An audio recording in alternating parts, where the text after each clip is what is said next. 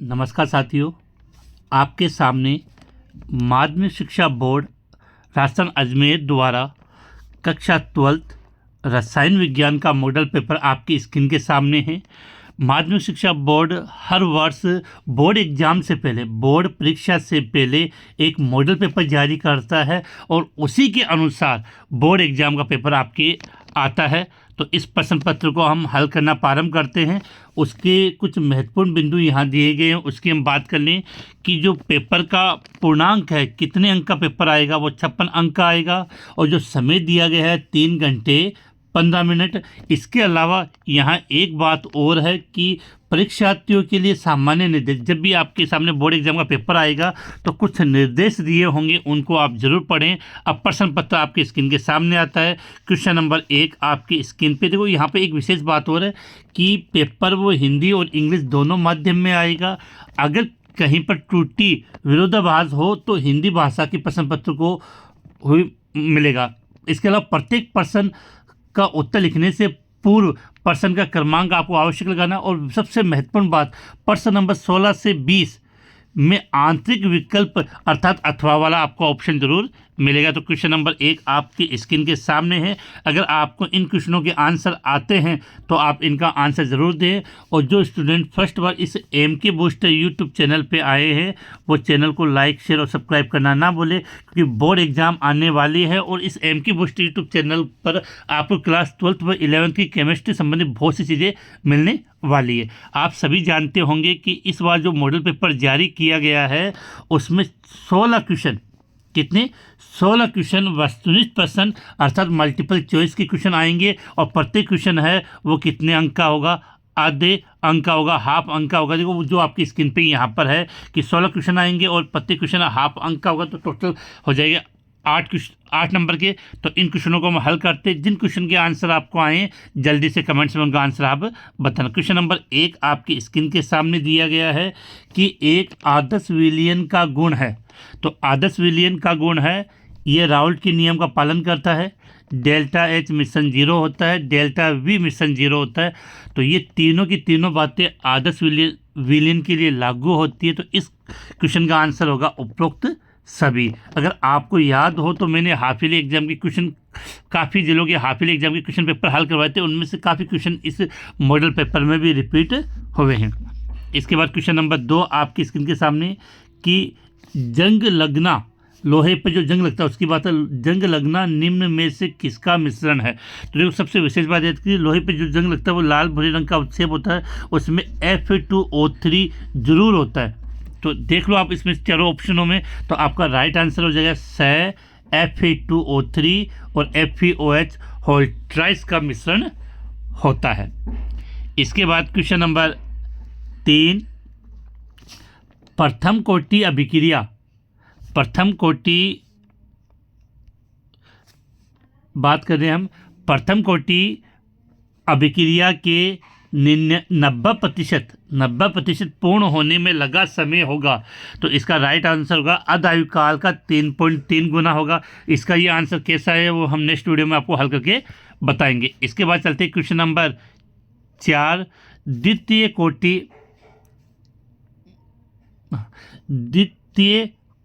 कोटि अभिक्रिया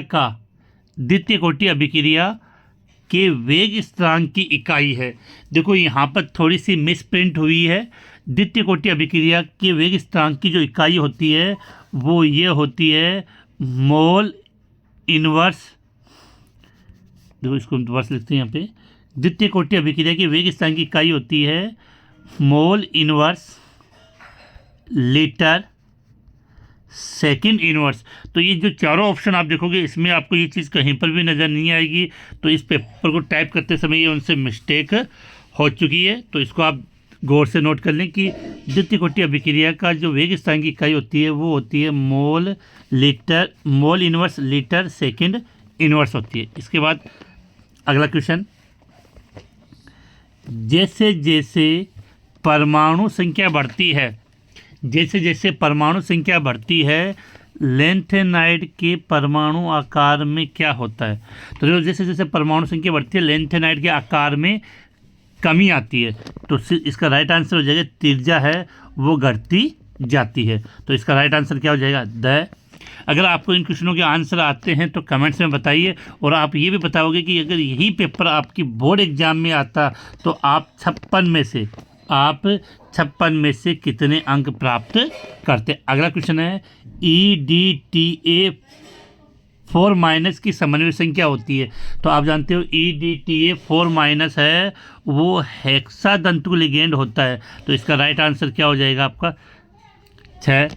इसके बाद हम बात करते हैं अगला क्वेश्चन, क्लोरोफिल में कौन सा तत्व पाया जाता है? काफ़ी इजी क्वेश्चन है, इसका आंसर आप बता सकते हो कि क्लोरोफिल में कौन सा तत्व पाया जाता है। तो इसका राइट आंसर क्या होगा आपका? मैग्नीशियम। क्लोरोफिल में कौन सा तत्व पाया जाता है? मैग्नीशियम तत्व पाया जाता है। इसके बाद हम बात करते हैं अगले क्वेश्चन की तरफ कि DNA में क्षार होते हैं। DNA में कौन से क्षारक होते हैं? तो देखो DNA के अंदर एडेनिन, गुआनिन, थायमिन और साइटोसिन चारों पाए जाते हैं। अब देखो DNA में, तो इसका राइट आंसर तो हो जाएगा आपका A।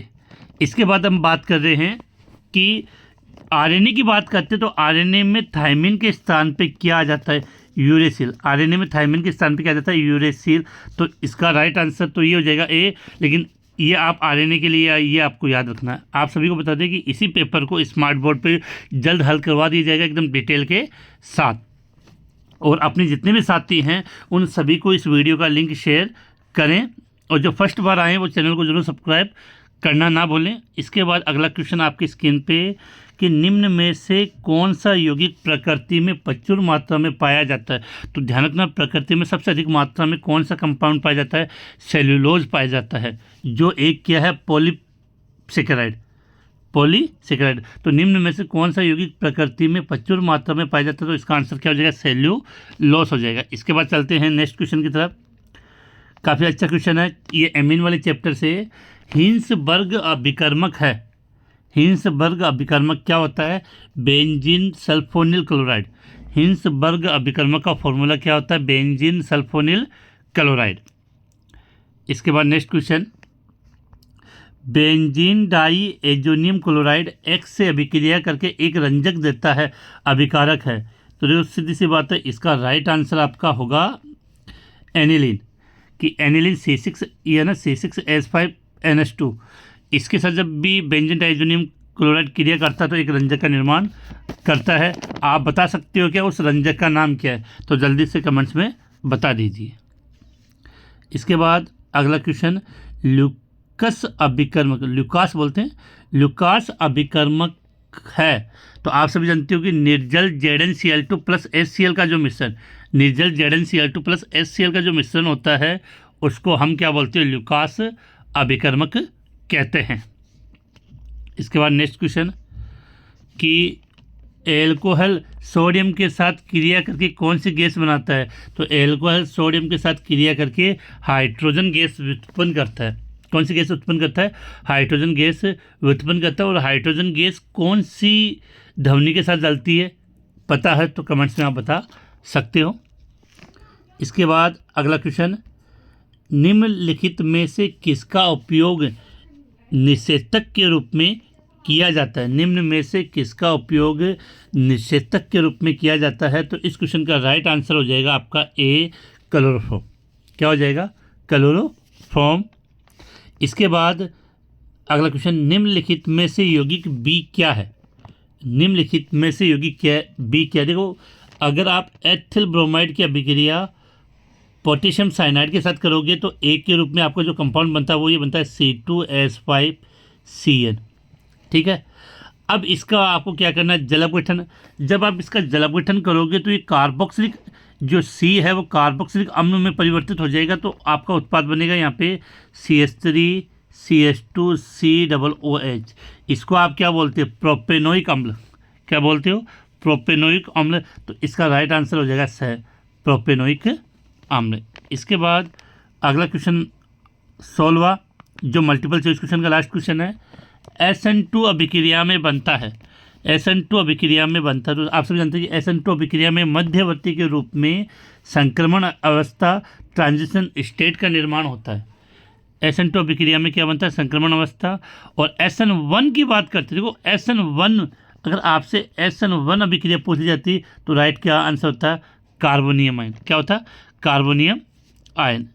इसके बाद ये सब आपके थे मल्टीपल चॉइस क्वेश्चन। अब हम बात करते हैं रिक्त स्थान की पूर्ति करें, फिल इन द ब्लैंक। इस प्रकार के आपके बोर्ड एग्जाम में 10 क्वेश्चन आएंगे और प्रत्येक पर्सन है वो आपका 1 नंबर का होगा। कितने नंबर का होगा, 1 नंबर का होगा। तो बिल्कुल आपको अच्छे तरीके से इनकी प्रैक्टिस करनी है। कार के रेडिएटर में के प्रयोग की सलाह देते थे। कार के रेडिएटर में हम एथिलीन ग्लाइकोल, किसका प्रयोग करते हैं, एथिलीन ग्लाइकोल के प्रयोग की सलाह दी जाती है, क्योंकि ये हिमांक को कम कर देता है, जिससे सर्दियों के दिनों में जो कार का रेडिएटर होता है उसके अंदर जो पानी होता है वो जल्दी से जमता नहीं है। इसके बाद अगला क्वेश्चन तो काफ़ी इजी है, आपके स्क्रीन पे आती है, आप इसका आंसर दे पाओगे जल्दी से। बताओ, विभवांतर को किससे मापते हैं, विभवांतर को मापते हैं तो इसका राइट आंसर आपका क्या हो जाएगा, वोल्ट मीटर। विभवांतर को हम किससे नापते हैं, वोल्ट मीटर से नापा जाता है। अगला, सांद्रण मतलब सांद्रता बढ़ाने पर, सांद्रता की जगह सांद्रता है, जो कंसंट्रेशन लिखा हुआ है, सांद्रता बढ़ाने पर अभिक्रिया का वेग, सीधी बात है क्या होता है, बढ़ता जाता है। अभिक्रिया के वेग में वृद्धि होती है, तो सांद्रता बढ़ाने पर अभिक्रिया का वेग बढ़ता है। अगला, सबसे अधिक तत्व ऑक्सीकरण अवस्था रखने वाला संक्रमण। तो यहाँ ये पूछना चाह रहा अगला कि डी ब्लॉक में ऐसा कौन सा तत्व है जिसकी ऑक्सीकरण अवस्था सबसे अधिक होती है। देखो, अगर आप प्रथम संक्रमण श्रेणी की बात करें तो आपका आंसर मैग्नीज आएगा, क्योंकि मैग्नीज +2 से +7 तक रिप्रेजेंट करता है। तो प्रथम संक्रमण श्रेणी में सर्वाधिक ऑक्सीकरण अवस्था कौन प्रदर्शित करता है, मैग्नीज प्रदर्शित करता है। इसके बाद अगला क्वेश्चन, देखो, CONH3 5ONO2+ आयन का आपको क्या देना, IPC नाम। तो देखो, एमीन कितने, 5, तो हम लिखेंगे यहाँ पे पेंटा एमीन। अब देखो, ये NO2 होता तो नाइट्रो बोलते, ONO है तो इसको बोलते हैं नाइट्राइट्रो। तो क्या नाम दिया, नाइट्राइट्रो। और CO के लिए क्या लिखेंगे, कोबाल्ट, धनायन है तो कोबाल्ट ही आएगा। और इसका ऑक्सीडेशन नंबर है वो है 3 थर्ड। तो इस कंपाउंड का नाम क्या हो गया, पेंटा एमीन नाइट्राइट्रो कोबाल्ट थर्ड। आप सभी को बताना चाहूँगा कि इस मॉडल पेपर में से आपके बोर्ड एग्जाम में 3-4 क्वेश्चन जरूर रिपीट होंगे। इसके बाद नेक्स्ट क्वेश्चन कि काफ़ी ईजी है, विटामिन ए की कमी से कौन सा रोग होता है। विटामिन ए की कमी से रतौंधी रोग होता है। विटामिन ए की कमी से कौन सा रोग होता है, रतौंधी रोग होता है। अगला क्वेश्चन है, एल्कोहल का सामान्य सूत्र क्या होता है। देखो, वैसे एल्कोहल को आप रिप्रेजेंट किससे करते हो, ROS से, लेकिन सूत्र पूछा तो इसका सूत्र हो जाएगा CnH2n+1OH। तो एल्कोहल को रिप्रेजेंट किससे किया जाता है, ROS से, लेकिन एल्कोहल का जो सामान्य सूत्र है वो क्या होगा, CnH2n+1OH। इसके बाद नेक्स्ट क्वेश्चन की बात करते हैं, एल्किल हैलाइड को Ag2O से अभिक्रिया से बनता है। देखो, अगर यहाँ बनता तो इथर है, क्या बनता है, ईथर। और यहाँ ईथर का फॉर्मूला होगा ROR, ईथर। एल्किल हैलाइड के साथ Ag2O की अभिक्रिया से ईथर बनता है, और ये लिख दिया। देखो, इसी पेपर को कल या परसों जैसे मुझे टाइम मिलता है आपको स्मार्ट बोर्ड पर हल करवाया जाएगा, और वहाँ प्रत्येक क्वेश्चन का आंसर क्यों आया है उसको भी बताया जाएगा। इसके बाद अगला क्वेश्चन है, DDT का पूरा नाम। काफ़ी इजी क्वेश्चन है, DDT का पूरा नाम तो क्या होगा, p dash dichloro diphenyl, p dash dichloro diphenyl trichloro ethane, p dash dichloro diphenyl trichloro ethane. ठीक है, इसके बाद ये एक लास्ट क्वेश्चन और रह गया इसका आपका फिल इन द ब्लैंक का, कि एथिल क्लोराइड को AgCN के साथ गर्म करने से प्राप्त होता है। देखो सिल्वर साइनाइड है तो यहाँ पर आपका जो उत्पाद बनेगा वो ये बनेगा C2H5NC, एथिल आइसोसाइनाइड। तो आप लिख सकते हो एथिल आइसोसाइनाइड। क्या बनेगा? एथिल आइसोसाइनाइड का निर्माण होता है। तो इसी के साथ आपके ये जो फिल इन द ब्लैंक वाले क्वेश्चन मैंने करवा दिए, मल्टीपल चॉइस क्वेश्चन वाले हो गए। इसके बाद अगला है आपका आता है अति लघुरात्मक क्वेश्चन। तो ये आपके बोर्ड एग्जाम के अंदर इसके 8 क्वेश्चन आएंगे और प्रत्येक क्वेश्चन है वो 1 अंक का होगा। तो इसको हल करते, पहला क्वेश्चन आपसे पूछा है, ऐसे 2 विलयन का उदाहरण दीजिए जो राउल्ट के नियम से क्या रिप्रेजेंट करते हैं? धनात्मक विलयन मतलब धनात्मक विचलन प्रदर्शित करते हैं।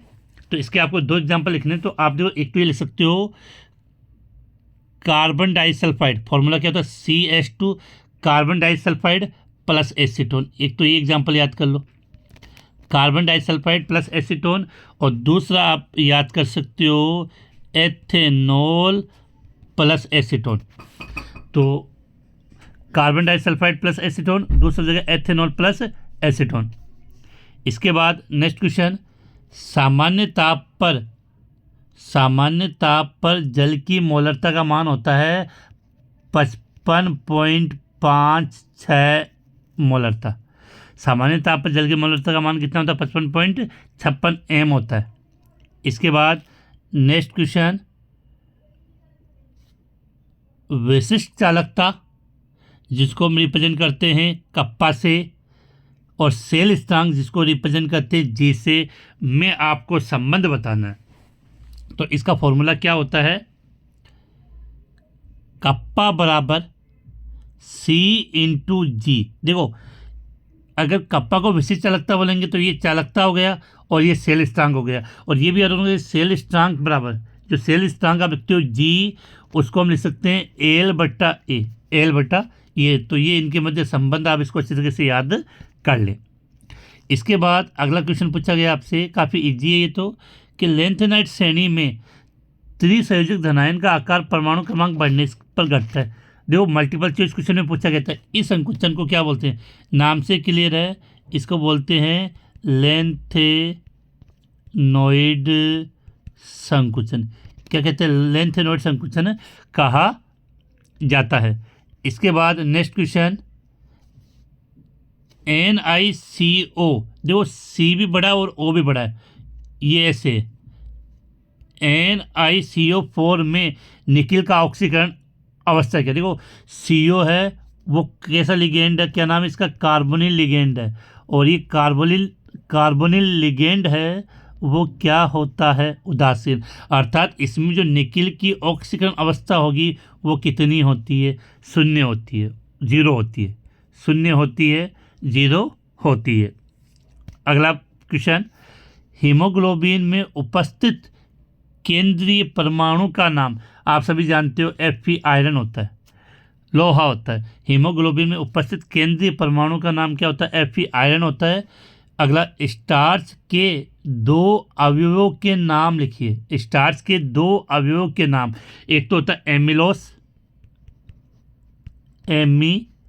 एक तो हो गया एमिलोस, और एक हो जाएगा आपका एमिलोपेक्टिन। एक तो नाम होता है एमिलोस और दूसरा होता है एमिलोपेक्टिन। इसी के साथ ये लास्ट क्वेश्चन अति लघुरात्मक वेरी शॉर्ट क्वेश्चनों में, कि निम्न को क्षारीयता के बढ़ते हुए क्रम में लिखिए। देखो सबसे पहले तो आप ही पहचान करो कि जो व्यंजन वाली जुड़ती है एमीन के साथ तो उसकी क्षारीयता कम होती है। तो इन चारों में सबसे अधिक क्षारीयता होती है 1 नंबर इसकी, जिसकी मैंने लिख दी है। उससे कम होती है एनिलीन की, उससे कम इसकी नहीं, उससे कम इसकी, और सबसे कम है, देखो यहाँ पर आप समझने की कोशिश करो कि बेंजीन वाले जोड़ेगी तो क्षारीयता कम होगी। एक मिनट, इसको वापस से यहाँ समझा रहा हूँ मैं कि सबसे अधिक क्षारीयता होती है इसकी, तो इसको मैंने रख दिया CH3NH2, सबसे अधिक इसकी होगी। उससे कम होगी आपकी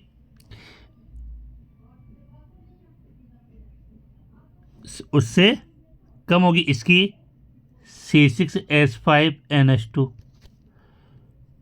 ठीक है। फिर उससे कम होगी आपकी इसकी, और सबसे कम होगी इसकी, ठीक है। तो सबसे ज़्यादा इसकी है, उससे कम इसकी 2 नंबर की, और उससे कम इसकी, और सबसे कम इसकी। तो इनको बढ़ते हुए क्रम में लिखना, तो आप ऐसे लिख सकते हो 1 2 3 4 और निशान ये लग जाएगा। तो ये क्वेश्चन का इसका आंसर हो गया। इसके बाद वाले जो क्वेश्चन है वो लघुरात्मक क्वेश्चन है, और लघुरात्मक क्वेश्चन है आपके बोर्ड एग्जाम में 12 आएंगे, और प्रत्येक क्वेश्चन है वो 1.5 अंक का होगा। तो इसको अपनी जो नेक्स्ट क्लास होगी उसके अंदर आपको हल करवा जाएगा। क्वेश्चन आपके स्क्रीन के सामने है, और अच्छे तरीके से कि क्वेश्चन का हम पोस्टमार्टम करेंगे, डिटेल से इनके बारे में बात करेंगे। इसके बाद लघुरात्मक क्वेश्चनों के बाद आपके अति दीर्घ उत्तरात्मक क्वेश्चन पूछे जाएंगे, जिनकी संख्या 3 होंगी और 3 अंक के होंगे। यहाँ एक विशेष बात है कि प्रत्येक क्वेश्चन के अंदर आपको अथवा में क्वेश्चन मिलेगा, जो अपने लिए प्लस पॉइंट है कि दोनों में से एक ना एक तो अपने को आएगा। और 3 क्वेश्चन दीर्घ उत्तरीय आने के बाद इसके बाद जो आपके कुछ क्वेश्चन हैं वो निबंधात्मक प्रश्न अर्थात ऐसे टाइप क्वेश्चन होंगे, बड़े क्वेश्चन होंगे, और प्रत्येक क्वेश्चन है वो 4 अंक का होगा। यहाँ पर भी विशेष बात है कि प्रत्येक क्वेश्चन है उसमें आपको अथवा वाला क्वेश्चन मिलेगा। तो जल्द ही इस पूरे पेपर को हल करवा दिया जाएगा। इसलिए AMK बूस्टर यूट्यूब चैनल से जुड़े रहिए, जिससे क्लास 12th और 11th अपने केमिस्ट्री की सबसे पहले इन्फॉर्मेशन है वो आपके पास प्राप्त आ सके। इसी के साथ आज के इस वीडियो को यहीं समाप्त कर